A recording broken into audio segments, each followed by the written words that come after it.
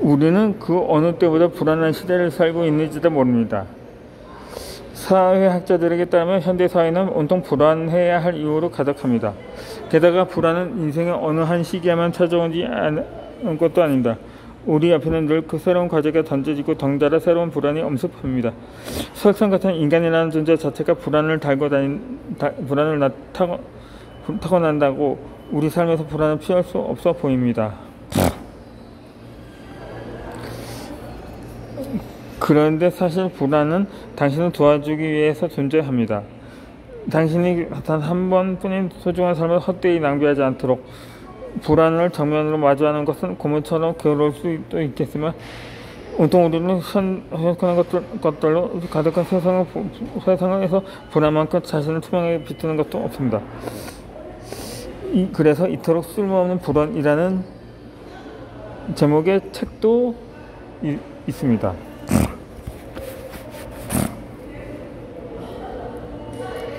이렇게 불안한 세상에 던져졌다고 생각하기도 합니다. 2018년 미국에서 가장 큰 서점인 바른즈 앤 노블은 불안을 주제로 한 도서의 판매가 급증 현상을 발견했습니다.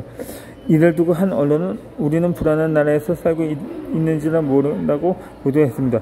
여러 통계에서 미국은 인구 대비 불안을 느끼는 사람이 가장 많은 나라로 나타납니다. 단적으로 말하면 가장 문명하다는 미국인들이 그렇지 않은 나라의 국민들보다 더 불안해야 한다는 뜻입니다.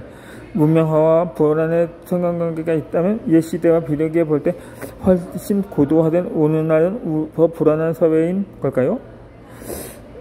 불안은 과연 현대인들의 고유한 병일까요?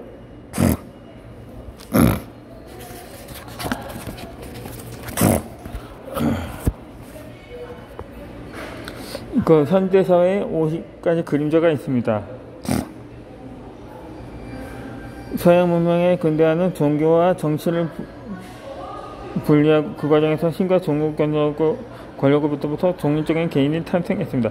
그 후로 인류는 인권에 대한 철학을 바탕으로 민주주의라는 커다란 사회적 진보로 이루어났습니다. 오늘날 우리는 자유가 민주주의가 없는 삶을 상상하기 어렵으며 우리보다 앞서 살았던 과거의 사람들은 지금까지 사뭇 다른 조건에서 삶을 살았습니다.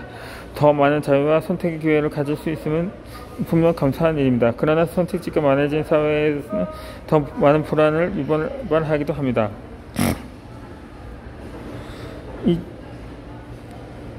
중세 시대에 태어난 순간부터 모든 것이 정해져 있습니다. 귀족의 자식으로 태어나면 귀족으로 사는 거고 농부의 자식으로 태어나면 농부로 사는 겁니다. 개인의 노력만으로는 부모와 다른 신분이나 직업을 가질 수 없었습니다. 모든 사회적이나 정치적 여건은 신으로부터 인간에게 주어진 것으로 여겼습니다. 현대인의 시선에서 보자면 재미없고 기운 빠지는 세상입니다. 하지만 더 나은 삶을 위해 애쓸 필요가 없는 삶, 개인적 삶이나 실패라는 개념 자체가 없는 삶은 부담이 없어 보이기도 합니다. 반면 오늘날에는 모든 것이 선택의 재산입니다. 무엇을 먹고 어떤 옷을 입고 연휴에 어디로 놀러 갈지 결정하는 것은 일상적인 문제부터 어떤 직업을 가지고 누구와 연애하고 결혼하면 어디에 투자할지 같은 크고 무거운 문제들까지 모든 것을 선택할 수 있지만 모든 결과도 내가 감정해야 합니다. 더군다나 무언가 선택한 순간부터 선택하지 않은 다른 선택까지 곱씹고 후회합니다. 이제는 존재하는지조차 확인할 수 없는 최선의 선택과 늘 비교하면서 말입니다. 심리학자인 베리 슈와츠는 선택의 자유가 늘어날수록 만족감이 줄고 불안이 늘어나는 이러한 현상을 가르쳐 선택의 역설이라고 불렀습니다.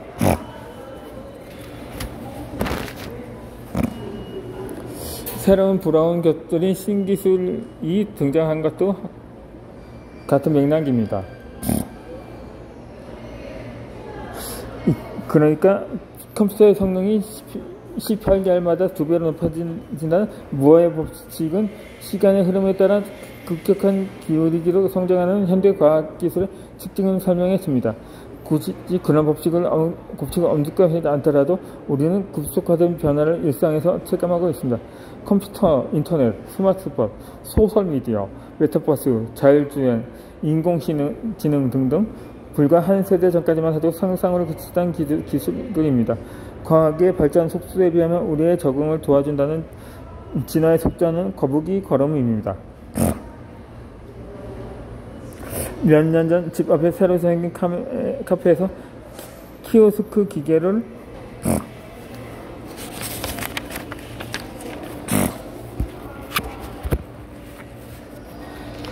처음 보았습니다. 지금은 흔해졌지 그때는 낯설게 신기했습니다. 중년에 되던 그분이 낯선 기계 앞에서 고문을 긋고 계시기에 저 또한 그 기계가 처음에서도 천천히 눌러보며 귀여워졌습니다. 그러다 두 분은 거기서 인사하며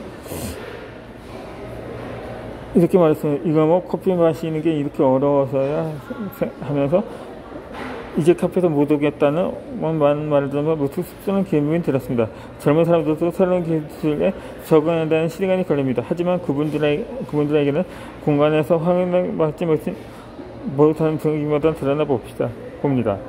이렇게 기술의 변화는 스트레스와 불안을 불러옵니다.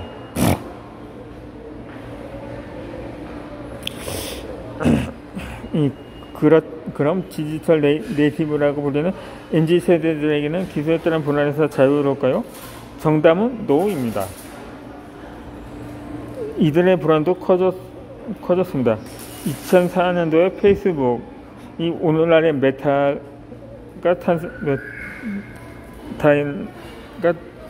탄생을 이래 MZ세대는 SNS의 주 이용층이 되었습니다. 그러면서 이들은 핸드폰으로 늘 타인의 멋진 순간을 자신의 일상과 비교하기 시작했습니다. 단스럽게 느껴지는 자신의 평범한 일상이 싫어서 SNS를 꺼내보려고 하지만 그랬더니 나만 혼자 다른 사람들부터 단절된 느낌에 더 불안하고 두려워집니다. 이렇게 트렌드로부터 뒤처질까봐 두려워하는 현상을 포모라고 합니다. 코로나로 대외 활동이 제한되었던 2021년에 반짝했던 애플리케이션 클럽하우스 열풍이 대표적인 예입니다. 게다가 심리적인 영향 말고도 핸드폰이 내뿜는 블루라이트는 수면을 돕는 멜라토닌 생성에도 악영향을 미친다고 합니다. 퍼커슨 감독의 명언은 아직도 유효합니다. 이래저래 소셜미디어는 우리의 시간을 잔뜩 잡아먹습니다.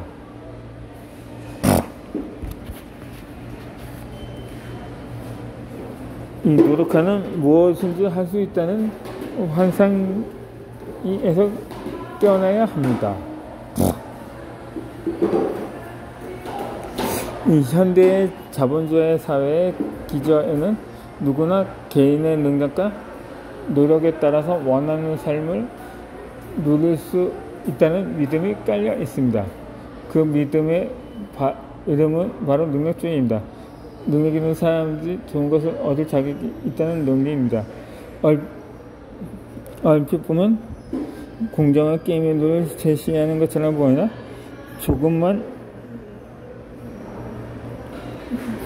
자세히 보면 공정하게만 한 게임판이 아닙니다. 동등한 기준적 환상입니다. 전 세계 내 폭발적인 기준성은 이런 현실을 바라보는 점수적 기술과 유도한 기능성이 유지하지만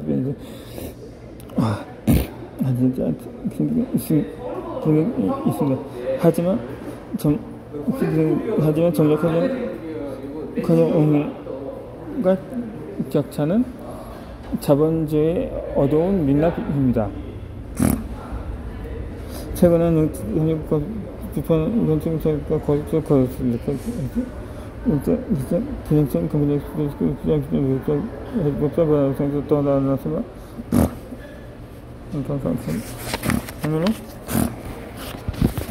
하늘로 올라갈 사다리 장력 연립감 불응해야 합니다.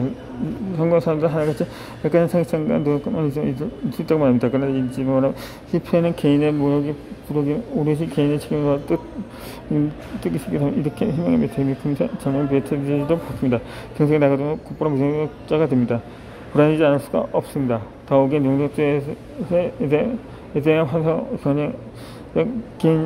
경쟁적 개인주의 부추깁니다. 즉 사람들이 협력하기보다 서로를 창조적인 경쟁자로 어기도록 만듭니다.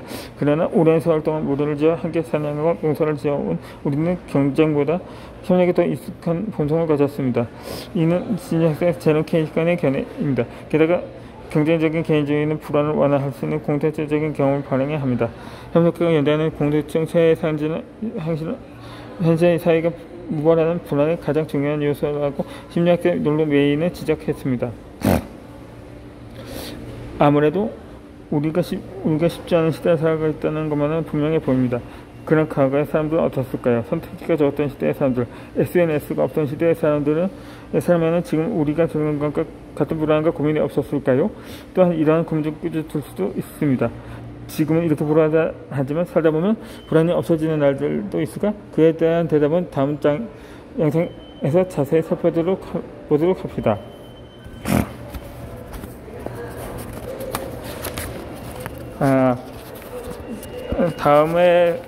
다음에는 불안은 여러 명의 무슨까지 함께 하는 이유에 대해서 설명해 드리도록 하겠습니다.